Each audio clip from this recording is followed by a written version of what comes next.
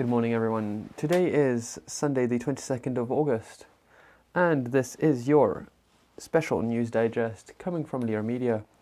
So, today I'm going to be actually covering quite a lot of things, which is why I call this a Sunday special. Yeah, let's just get straight into it, right?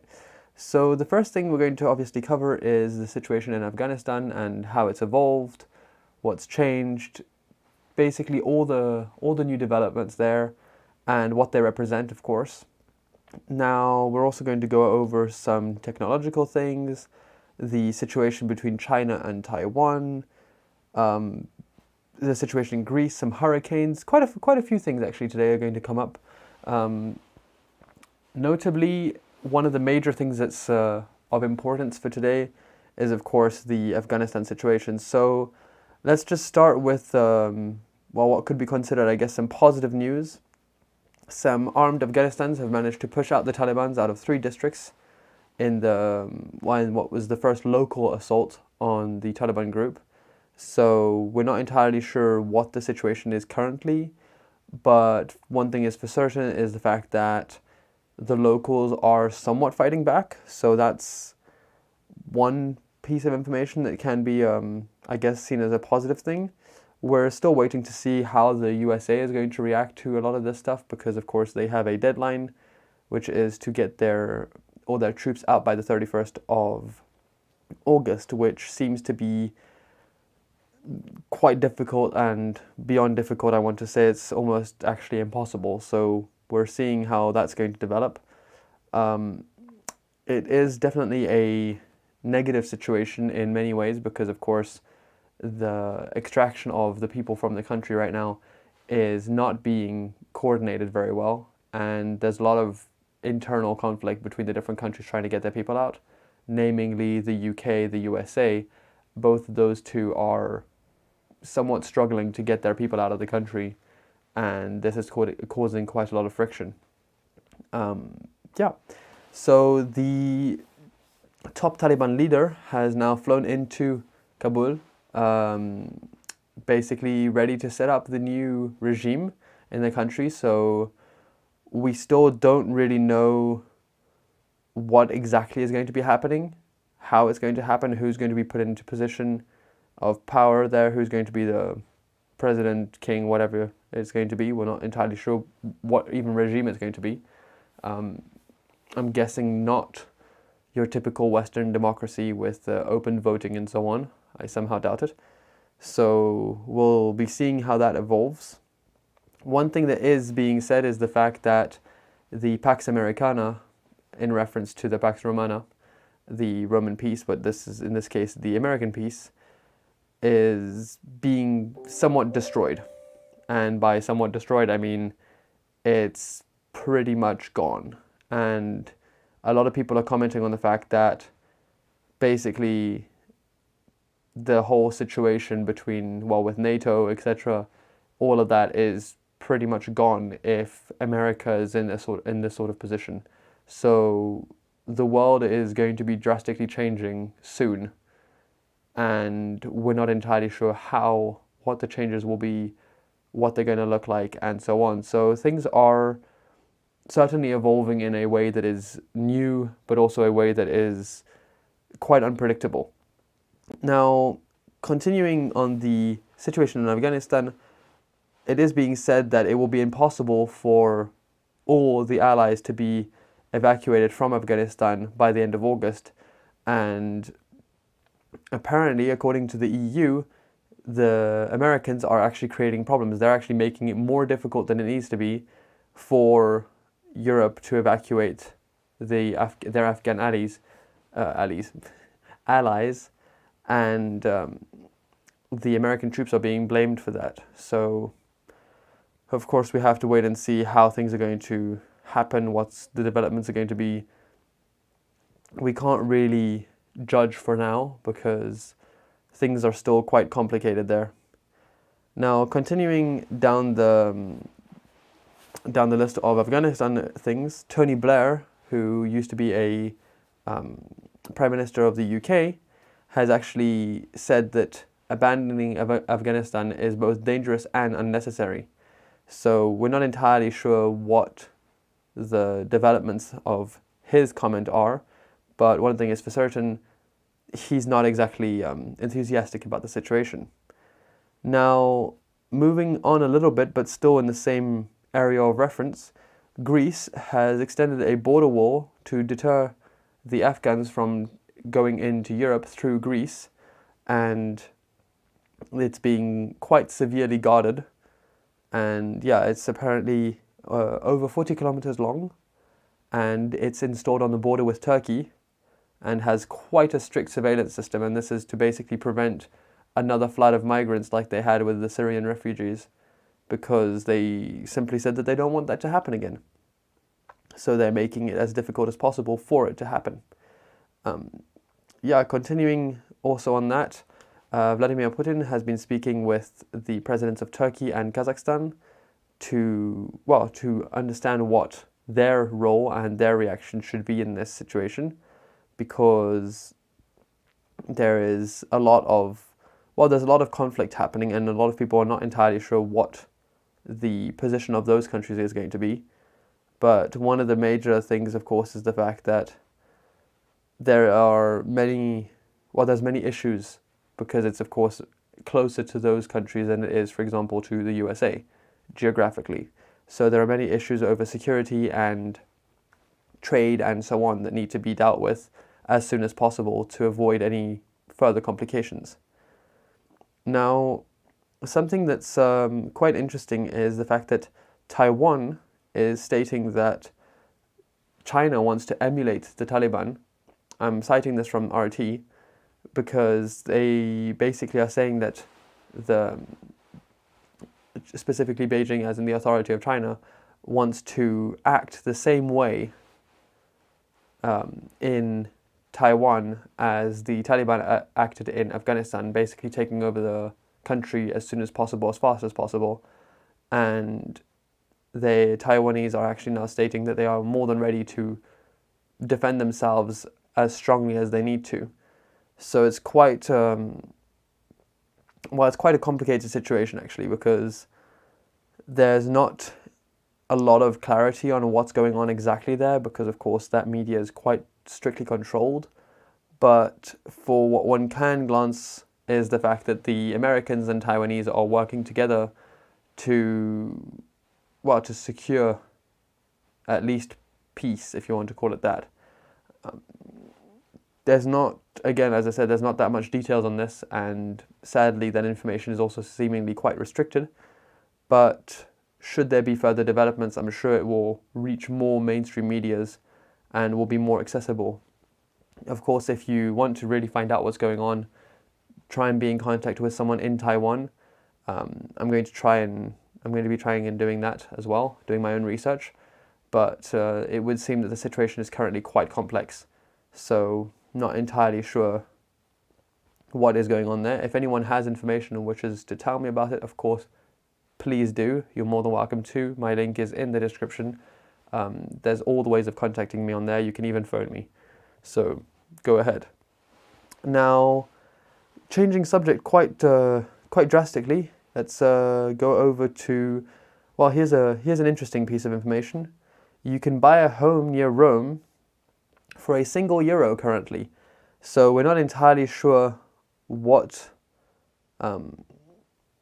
exactly is going on, but basically you can buy a home for €1. So obviously there's going to be conditions and so on, but that's happening at the moment. So if you want to look into that, the sources are in the description, will be once the video is published. And that's just one more fun piece. Now, on the less fun things, there are many hurricanes currently hitting the USA and Mexico. Hurricane Grace has killed 8 already as it's been ripping through eastern New Mexico. Hurricane Henry has hit the US East Coast, and it's become sufficiently bad that they're starting to evacuate parts of New York because of the predicted damage that's going to happen.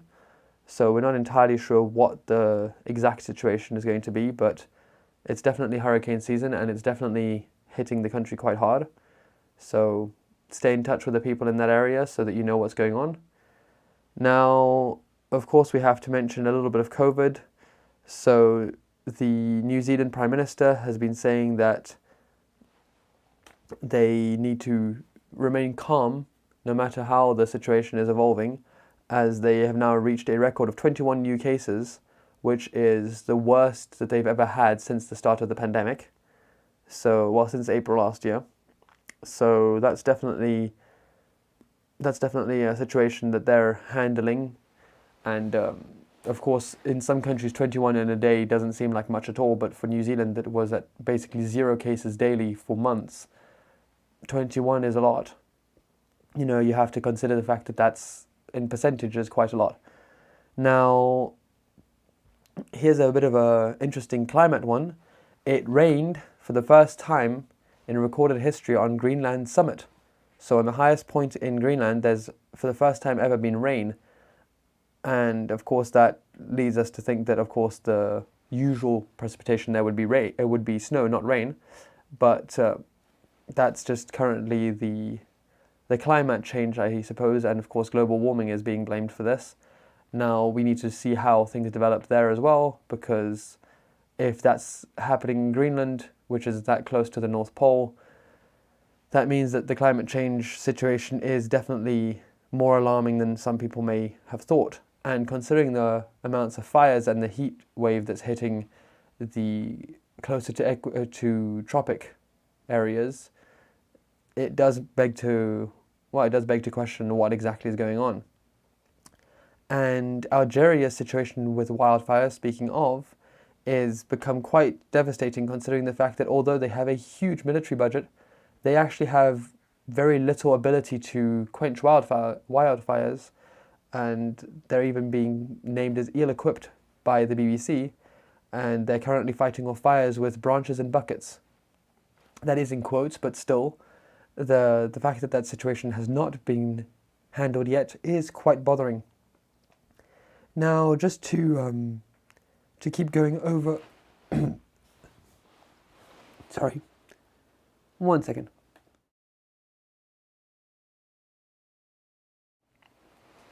Sorry about that. Just to keep going over what's going on the climate situation, it would seem that some of the fires in Greece have been somewhat dealt with, but we're still worried that things are going to escalate again, so it's not entirely cleared and out of the woods, as they say, which, pun intended, I guess. Now, on a financial sense of things, Wall Street is still baffled at how the markets are looking, just about as much as it was last year, because the stocks are still moving in, well, almost a normal way. I mean, obviously that's a bit exaggerating, but still, it's almost as if, you know, the world burning is not really a problem for economy, which is quite surprising. But of course, some things are going, you know, are skyrocketing versus others that are not. Speaking of stocks, in Korea soon, 2 of the major rapid deliveries, SSG.com and Market Curly, are both going to be hitting the stock exchange soon. So if anyone's in this area and willing to invest in those, I would reckon you have quite good potential there, because they're very popular services and a lot of people use them. So of course there's quite a high possibility that their stock value is going to go up quite rapidly. Speaking of stock value and big companies in this area, Samsung is apparently aiming to steal away Apple's Gen Z or Gen Z, whichever way you want to pronounce that one, customers with their new Galaxy Z Flip 3. So for those who don't know, that's a foldable phone, and it actually folds into basically quite a small little brick. I've held it in my hand recently. It's quite an impressive little device, that's for sure. And we're not entirely sure what exactly the development's going to be, but basically it's got the same power as the S21 Plus, and it's got the same cost as the S21 Plus, and Now the idea is that you'll be able to choose between a solid phone and a foldable phone at the same price point. And of course this leads to a lot of people being quite interested in what's happening. The other thing is, of course, it can work in a semi-folded fashion, and this leads to a lot of interesting use cases. Speaking of use cases, I better cut this short because the battery is dying on the camera. I forgot to charge it. Sorry about that. Hopefully we managed to get through the live stream. One last thing. Classrooms in England are now going to have air quality monitors to help combat the COVID situation. So this is something we've had in Korea for ages now. We've had air purifiers and so on running in most classrooms, in corridors and schools, etc. But England is now jumping onto that train and seeing how things are going. And just to end on a very nice positive note, there was a blue moon yesterday, and it's over the whole weekend actually, but for me I saw it last night. A very impressive blue moon, and it was the third of 4 full moons in the space of 3 months. So that implies that there was 2 in 1 month, which is quite a rare thing, thus the naming blue moon. So for anyone who has the opportunity to still see it based on time zones, I strongly recommend it. It was absolutely beautiful yesterday. And before I forget to mention this one, there is again a situation with the Gaza Strip near Israel. I don't know if most people would want to be said it's in Israel, but there's again a situation there where there have been airstrikes and heavy blasts hitting the Gaza area after a border clash with the IDF troops. So we're not entirely sure what exactly is going on. I mean, obviously it's the same situation as usual, but still it's kind of a little bit hush-hush for now in the media, so I'm waiting for there to be more developments for me to give a better coverage of it. Now, for anyone who's been watching these regularly, please note that I will be reducing the news live updates from its current basically daily down to in the week, Monday, Wednesday, Friday, and then probably Sunday mornings, depending on situations. Next weekend may be limited due to the fact that I will be traveling, so I possibly will try and do a live stream, but I do believe I will be either on a train or just off a train at my normal live time, so I might have to pre-record the episode and upload it. So sorry for those who've been watching live. Of course, if you wish to support my work, I would really appreciate it if you would just share this around. Financial support is not currently a major issue at all, so if you would like to, by all means, I'd appreciate it. I have a Patreon page, you can definitely help me there, but no need yet. What would be appreciated is just sharing this around, telling your friends about it, basically just helping me grow the YouTube channel. That would help me a lot. This is, after all, a project that's hoping to lead me to a career in broadcasting, amongst other things. So I do hope that this is going to evolve further and stronger and better. So we'll see how things go. For now, everyone, thank you very much for tuning in. I wish you all a very lovely Sunday, and I do hope to see you again tomorrow on Monday for our first live of the day of the week on the weekly ones. So thank you very much for tuning in, and I will catch you soon.